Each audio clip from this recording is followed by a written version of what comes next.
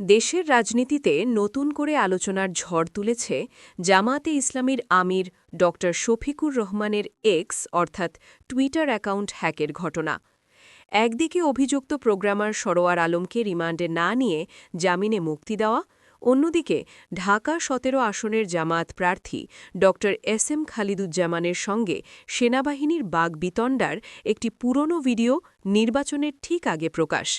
এই দুই ঘটনা যেন একই সুতোয় গাঁথা বলে মনে করছেন অনেক বিশ্লেষক।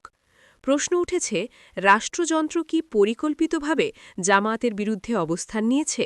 না হলে কিভাবে এত স্পর্শকাতর একটি হ্যাকিংয়ের অভিযুক্ত ব্যক্তি সহজেই জামিন পেয়ে যান? রাষ্ট্রপতির কার্যালয়ের মতো গুরুত্বপূর্ণ প্রতিষ্ঠানে কর্মরত একজন আইটি কর্মকর্তার বিরুদ্ধে এমন গুরুতর অভিযোগ ওঠায় বিষয়টি আরও জটিল হয়ে উঠেছে। কিভাবে তিনি এত বড় ঝুঁকি নিতে সাহস পেলেন, এই প্রশ্ন এখন ঘুরপাক খাচ্ছে সর্বত্র। তিনি কি একাই এই কাজ করেছেন, নাকি এর পেছনে আরও শক্তিশালী কোনো গোষ্ঠীর ইন্ধন ছিল? এই প্রশ্নের উত্তর খুঁজতে গেলে পুরো ঘটনা প্রবাহ গভীরভাবে বিশ্লেষণ করা জরুরি।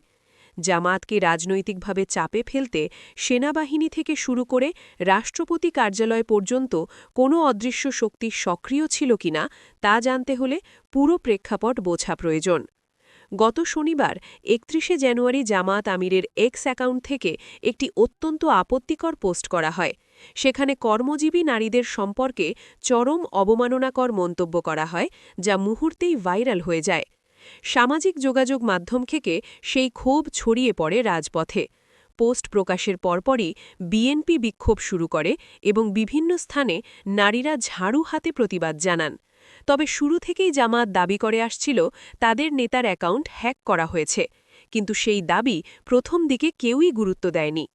পরবর্তীতে যখন প্রমাণিত হয় যে অ্যাকাউন্টটি সত্যিই হ্যাক করা হয়েছিল, তখন সমালোচনাকারীরা নীরব হয়ে যান।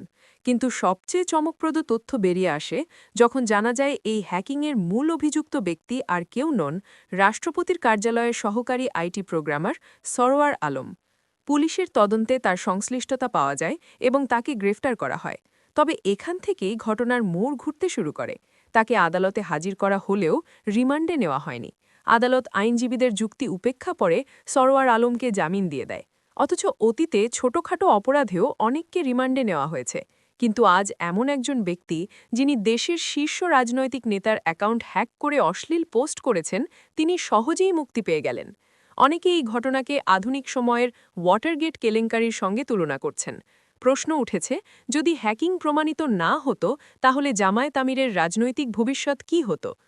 যুক্তরাষ্ট্রের ইতিহাসে ওয়াটারগেট কেলেঙ্কারি একজন প্রেসিডেন্টকে পদত্যাগ করতে বাধ্য করেছিল। আজ জামায়াত আমিরের ক্ষেত্রেও এমন কিছু ঘটতে পারত, কিন্তু শেষ পর্যন্ত অভিযুক্ত ব্যক্তি পার পেয়ে গেলেন। অনেকেই মনে করেন রাষ্ট্রপতির কার্যালয়ের ভূমিকা এখানে প্রশ্নবিদ্ধ। তবুও জামায়াত সমর্থকরা বলছেন, আল্লাহ যাকে সম্মান দিতে চান তাকে কেউ অপমান করতে পারে না। তাদের মতে এই ঘটনা তাদের নেতার নির্দোষতা আরও স্পষ্ট করেছে।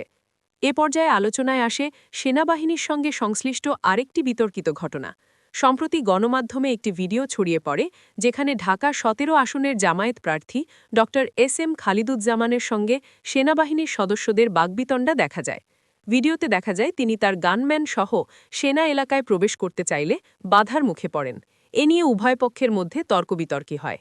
সেই ভিডিওতে খালিদুজ্জামান প্রশ্ন তোলেন, তারেক রহমানের ক্ষেত্রে কেন নিয়ম শিথিল করা হচ্ছে, অথচ তার ক্ষেত্রে কঠোরভাবে প্রয়োগ করা হচ্ছে। তবে এই বিতর্কের চেয়েও বড় প্রশ্ন হল, ভিডিওটি সেনাবাহিনীর নিজস্ব বডি ক্যামে ধারণ করা হয়েছিল, যা সাধারণত প্রকাশ্যে আসার কথা নয়। তাহলে কিভাবে এটি প্রথমে বিএনপির হাতে পৌঁছল? প্রশ্ন উঠেছে, সেনাবাহিনীর কোনো অংশ কি পরিকল্পিতভাবে এই ভিডিও ফাঁস করেছে? নির্বাচনের ঠিক আগে বিরোধী দলের হাতে এমন স্পর্শকাতর ভিডিও তুলে দেওয়ার উদ্দেশ্য কী ছিল? সেনাপ্রধান জেনারেল ওয়াকার উজ জামান কি এই বিষয়ে অবগত ছিলেন, নাকি তিনি নিজেই এর সঙ্গে যুক্ত ছিলেন? সেনাবাহিনীতে চেইন অফ কমান্ড অত্যন্ত গুরুত্বপূর্ণ। তাহলে এই ক্ষেত্রে তা মানা হয়েছিল কি? যদি নিয়ম ভাঙা হয়ে থাকে, তাহলে দায়ীদের বিরুদ্ধে ব্যবস্থা নেওয়া হলো না কেন? নাকি উদ্দেশ্য ছিল জামায়াত প্রার্থীকে বিতর্কিত করে জনমনে নেতিবাচক ধারণা তৈরি করা? অনেকেই মনে করছেন এখানে রাষ্ট্রযন্ত্রের কোনো গভীর ষড়যন্ত্র কাজ করেছে। প্রশ্ন হল, সেনাপ্রধান কেন এ বিষয়ে পদক্ষেপ নেননি? সাম্প্রতিক ঘটনাগুলো পর্যালোচনা করলে মনে হয় জামায়াতকে রাজনৈতিকভাবে কোণঠাসা করার চেষ্টা চলছে। একদিকে তাদের আমিরের অ্যাকাউন্ট হ্যাক করে চরিত্র হননের চেষ্টা, অন্যদিকে তাদের প্রার্থীর ভিডিও ফাঁস। সবকিছু মিলিয়ে একটি নির্দিষ্ট প্যাটার্ন দেখা যাচ্ছে, যেন সামান্য সুযোগ পেলেই বিরোধীরা ও রাষ্ট্রযন্ত্র মিলে জামায়াতকে আঘাত করতে চায়। তবুও জামায়াত সমর্থকদের দাবি এসব ষড়যন্ত্র সফল হয়নি। তারা মনে করেন সত্য প্রকাশিত হওয়ায় তাদের অবস্থান আরও শক্তিশালী হয়েছে। একদিকে আমিরের অ্যাকাউন্ট হ্যাক করে তাকে জনসমক্ষে খলনায়ক বানানোর চেষ্টা করা হয়েছিল, অন্যদিকে খালিদুজ্জামানের ভিডিও ফাঁস করা হয়েছে, কিন্তু সব কিছুই ব্যর্থ হয়েছে। তাদের মতে আল্লাহ নিজেই চাইছেন যে জামায়াত একদিন রাষ্ট্রক্ষমতার শীর্ষে পৌঁছাক।